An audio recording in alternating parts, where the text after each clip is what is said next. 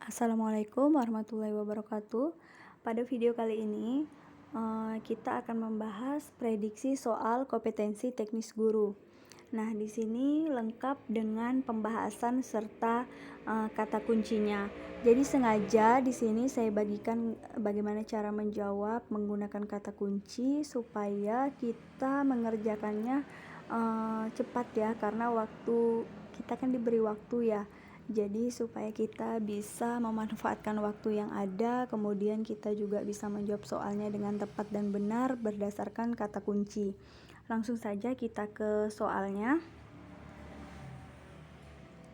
Soal yang pertama, Bu Indri merupakan seorang guru IPA di sekolah dasar. Ketika melakukan proses pembelajaran, Bu Indri seringkali menggunakan benda nyata atau jika tidak memungkinkan untuk memperlihatkan benda nyatanya, Bu Indri akan menggantinya dengan model atau tiruannya. Bu Indri melakukan hal tersebut karena mempertimbangkan tahap perkembangan peserta didiknya. Dari pernyataan tersebut, Bu Indri memperhatikan karakteristik peserta didik yaitu A. Etnik, B. Gender, C. Usia, D. Status sosial, dan E. Kultural. Di sini yang ditanyakan mengenai karakter peserta didik.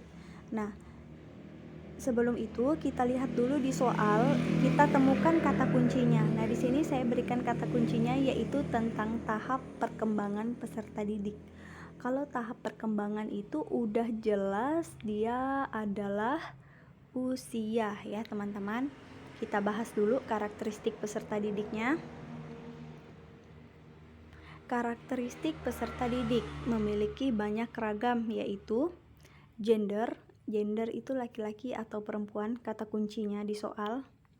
Kemudian etnik sama dengan suku, misalnya kalau di soal disebut suku Jawa, Sunda, Minang, Dayak dan seterusnya atau dan yang lainnya, itu merupakan termasuk ke dalam karakteristik peserta didik etnik ya.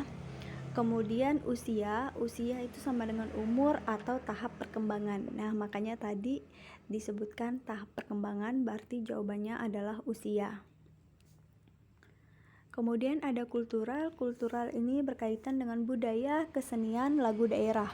Jadi kalau di soal udah ada tentang budaya, tentang kesenian atau lagu daerah, itu berarti jawabannya adalah kultural.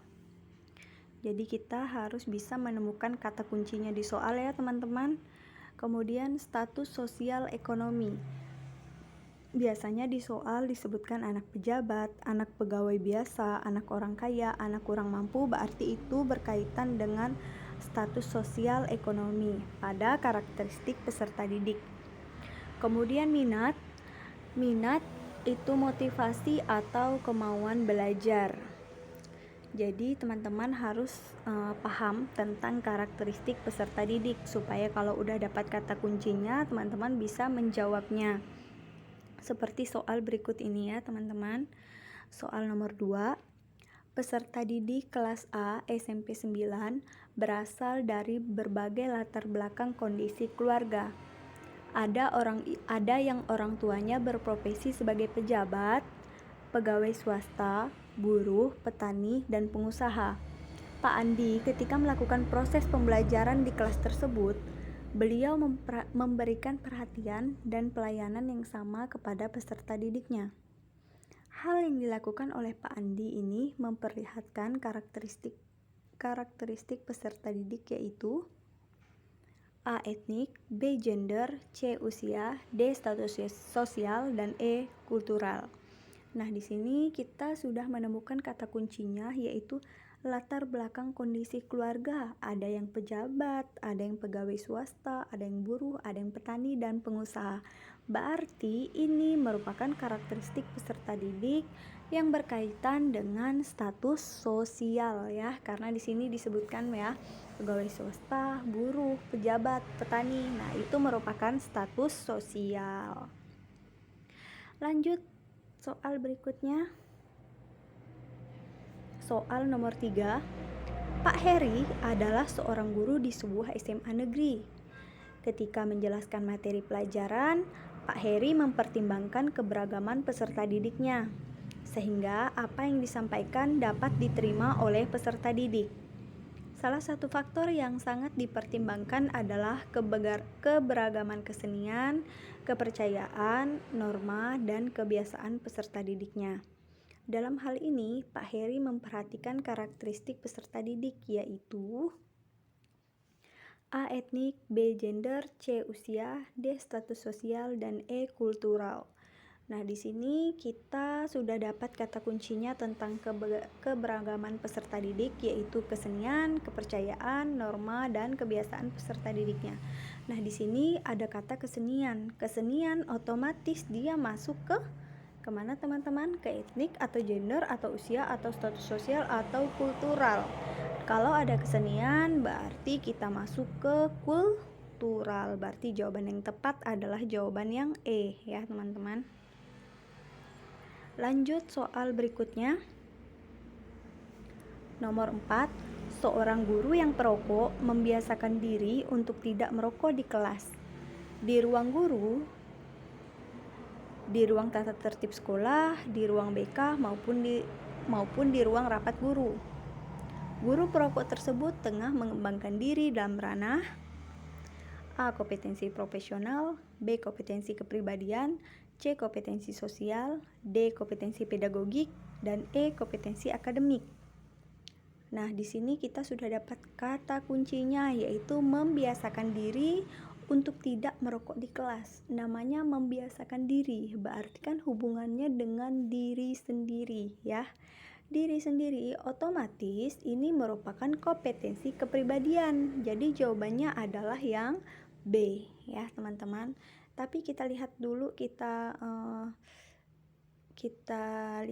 materi tentang kompetensi guru. Jadi yang harus dimiliki guru itu ada 4 kompetensi. Apa saja? Ayo kita lihat kompetensi guru. Yang pertama itu kompetensi pedagogik. Kompetensi pedagogik itu berhubungan dengan perangkat pembelajaran ya teman-teman. Jadi kalau di dalam soal ada tentang RPP, penilaian kelas, menguasai teori belajar dan lain-lain, berarti itu masuk ke dalam kompetensi pedagogik karena berkaitan dengan perangkat pembelajaran. Kemudian nomor 2, kompetensi kepribadian. Ini juga harus dimiliki oleh seorang guru. Ini berhubungan dengan diri seorang guru, seperti contoh yang tadi tentang diri sendiri. Kalau merokok itu kan kita sendiri ya yang merokok. Jadi itu merupakan kompetensi kepribadian yang berhubungan dengan guru itu sendiri. Contohnya jujur, bertanggung jawab, disiplin, dan lain-lain. Nah, itu merupakan kompetensi kepribadian. Lanjut, yang ketiga itu ada kompetensi profesional. Kompetensi profesional itu berhubungan dengan mata pelajaran atau bidang yang diampuh. Contohnya bidang ekonomi, sejarah, mata pelajaran IPA, matematika, dan lain-lain. Nah, beda ya, pedagogik itu perangkatnya, kalau profesional itu merupakan mata pelajarannya, mata pelajaran yang kita ampuh. Itu saja kata kuncinya teman-teman. Yang terakhir, kompetensi yang harus dimiliki seorang guru adalah kompetensi sosial. Kompetensi sosial ini yang berhubungan dengan masyarakat. Contohnya, kita harus menjadi pribadi atau contoh yang baik dalam bermasyarakat karena kita merupakan tauladan atau contoh untuk anak murid, untuk masyarakat sekitar dan lainnya. Jadi itu merupakan kompetensi sosial.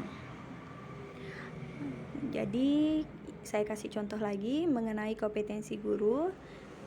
Soal nomor 5, seorang guru mengikuti program pelatihan pengembangan perangkat pembelajaran inovatif yang diselenggarakan oleh perguruan tinggi. Kegiatan tersebut merupakan bentuk peningkatan kompetensi A. Kompetensi profesional, B. Kompetensi kepribadian, C. Kompetensi sosial, D. Kompetensi pedagogik, dan E. Kompetensi akademik. Tadi di slide sebelumnya sudah kita bahas tentang 4 kompetensi guru. Nah, di dalam soal ini sudah dapat juga kata kuncinya, yaitu pelatihan pengembangan perangkat pembelajaran. Nah, tadi sudah dapat ya kata kunci kompetensi yang ada perangkat pembelajarannya, yaitu kompetensi pedagogik. Jadi jawaban yang D itu adalah yang tepat. D ya jawabannya, kompetensi pedagogi. Selanjutnya soal bonus. Soal bonus ini teman-teman jawab di kolom komentar.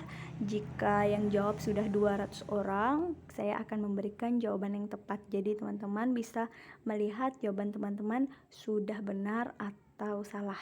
Oke. Ini soalnya. Dalam sebuah pembelajaran, Pak Doni mengembangkan materi pelajaran secara kreatif serta menyesuaikan dengan tingkat perkembangan peserta didiknya. Kemampuan ini termasuk dalam kompetensi A. Kompetensi profesional, B. Kompetensi kepribadian, C. Kompetensi sosial, D. Kompetensi pedagogik, dan E. Kompetensi akademik.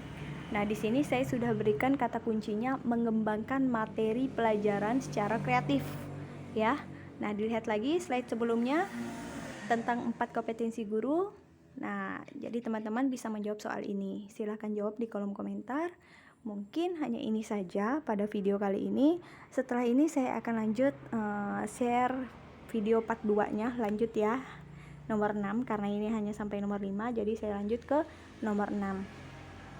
Mungkin hanya ini saja yang bisa sampaikan, kurang lebihnya saya mohon maaf jika ada kata-kata yang salah atau keliru, kata-kata yang salah, kalau saya ngomongnya salah atau saya dalam pengetikan yang salah, mohon koreksiannya dan mohon dimaafkan. Koreksiannya silahkan tinggalkan di kolom komentar.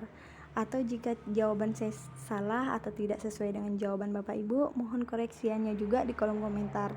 Terima kasih, jangan lupa supportnya dengan cara klik subscribe, kemudian like, komen, dan share video ini supaya bermanfaat untuk teman-teman yang lainnya juga. Terima kasih, semoga Bapak Ibu yang mendaftar P3K lulus dengan nilai terbaik dan tertinggi. Wassalamualaikum warahmatullahi wabarakatuh.